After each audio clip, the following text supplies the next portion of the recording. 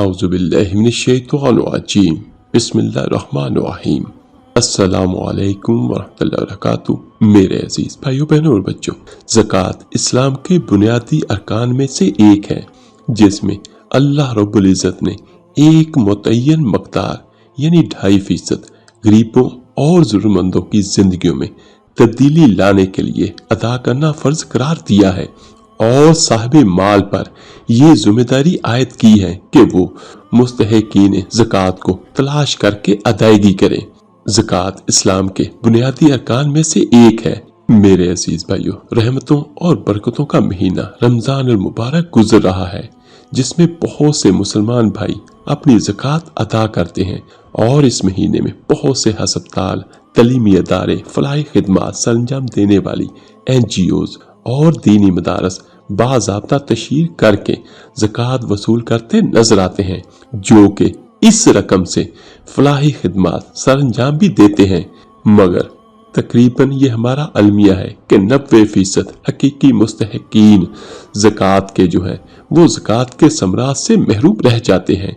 ये वो लोग हैं जो तंग दस्ती और मोहताजी के बावजूद अपनी सफेद पोशी का भरम किसी पर ज़ाहिर नहीं करते, किसी के सामने दस्ते दराज नहीं करते और साहिब सरोत तबका इन अफराद को यकसर नजरअंदाज कर देता है।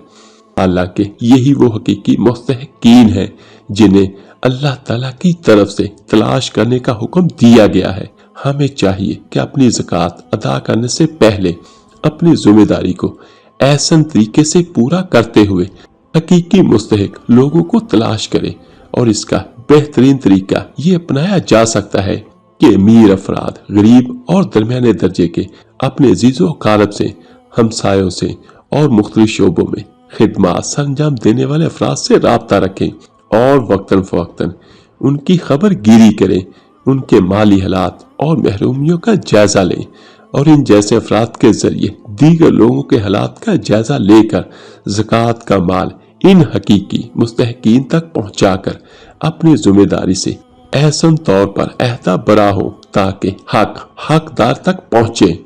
मेरे अजीजों, निज़ाम ज़कात एक मजबूत और खुशहाल इस्लामी मुआशरे की तश्कील है, गुर्बत के खात्मे और इंसानी फलाह बहबूद का अहम तरीन जरिया है। इस्लाम में अदायगी ज़कात का हुक्म समाजी इंसाफ और अखलाकी कदरों को मुस्तहिक करने के लिए ही दिया गया है। अदायगी ज़कात से माल पाक होता है और इस अमल में नेकी और इफादियत के बेशुमार पहलू हैं।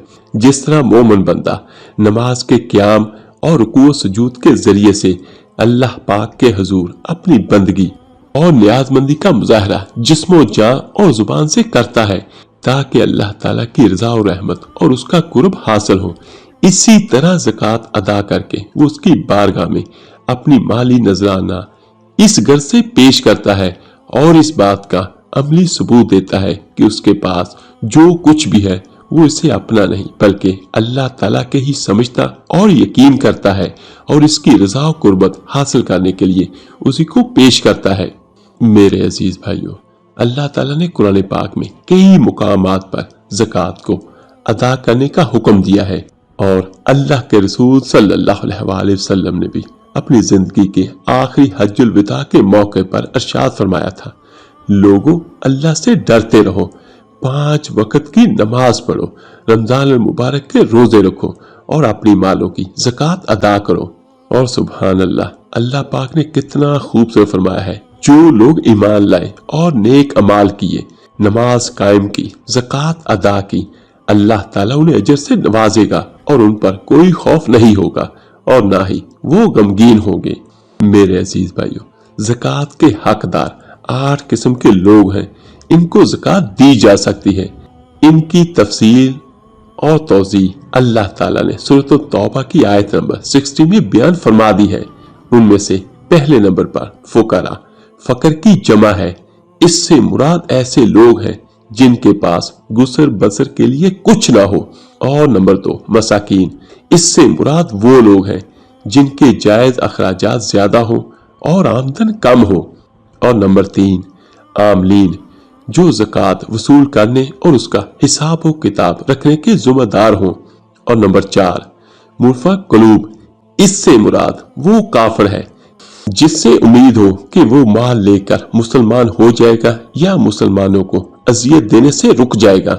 اور پھر رکاب یعنی گردنیں آزاد کرنے والا نمبر 5 پہ، یعنی غلام مسلمانوں کو آزاد کرنے والے کے لیے اور مسلمانوں کو دشمن کی قید سے رہائی کے لیے بھی زکوٰۃ استعمال ہو سکتی ہے۔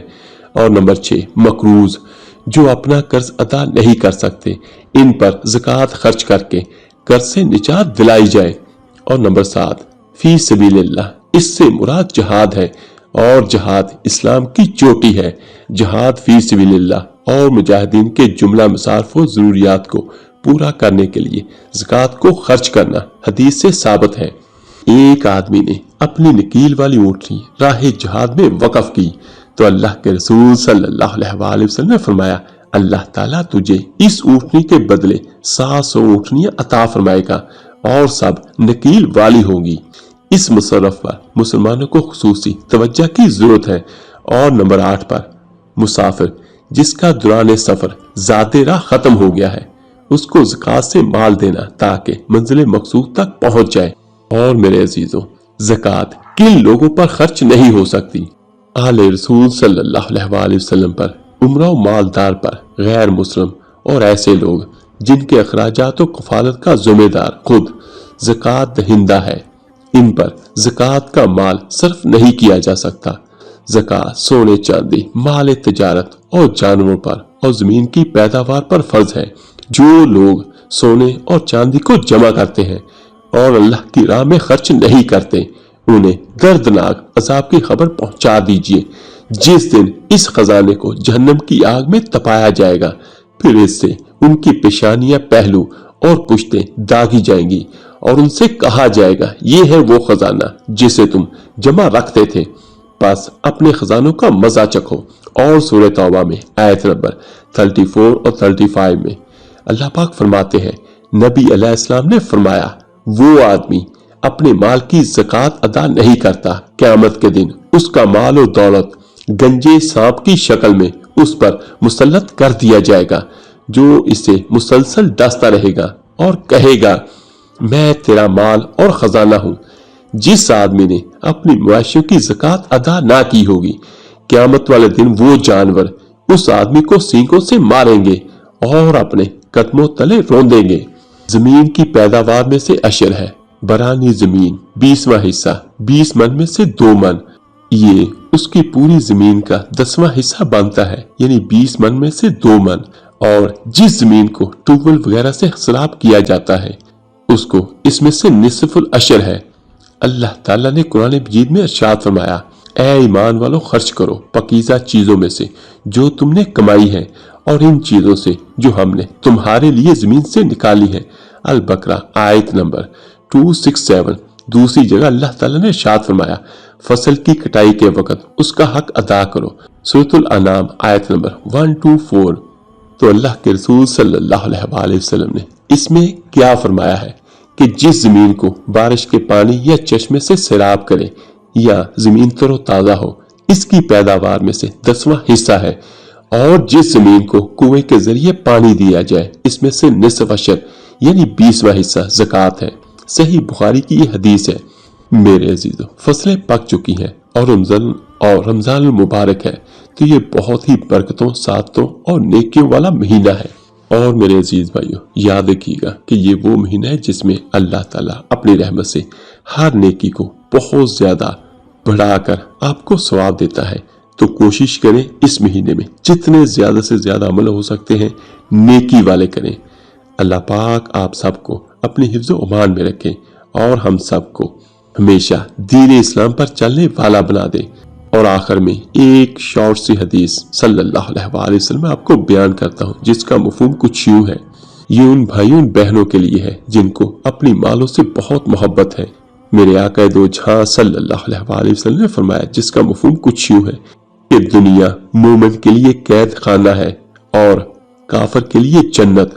تو ہم مسلمان ہیں، ہم اس دنیا میں اس طرح رہیں جس طرح مسافر رہتے ہیں، اور جتنا زیادہ سے زیادہ ہو سکے یہاں سے مال اپنی آخرت کے لیے بھیجے، وہاں پہ ٹرانسفر کرے، اور اس کا بہترین حل اور اس کا بہترین ذریعہ یہی ہے کہ اللہ کے بندوں کی خدمت کریں، جتنا زیادہ سے زیادہ ہو سکتا ہے لوگوں کو اللہ کے دیے ہوئے مال میں سے لوگوں کو بانٹیں، تاکہ اللہ پاک دنیا میں بھی ہم پر رحم کرے اور قیامت کے دن بھی ہم پر رحم کرے۔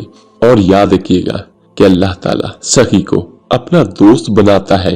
اللہ پاک سے دعا ہے اللہ تعالیٰ آپ کو اور مجھے، ہم سب کو ان لوگوں میں شامل فرمائے جن سے اللہ پاک محبت فرماتا ہے۔ آمین ثم آمین۔ آپ میرے لیے دعا کیجیے گا، میں آپ سب کے لیے ضرور دعا کروں گا۔ اس ویڈیو کو لائک اور شیئر کیجیے گا صدقہ جاریہ سمجھ کر۔ تو ملتے ہیں جلدی انشاءاللہ ایک نئی ویڈیو عمل کے ساتھ۔ اللہ پاک آپ کا اور آپ کی فیملی کا حامی و ناصر ہو۔ اللہ حافظ۔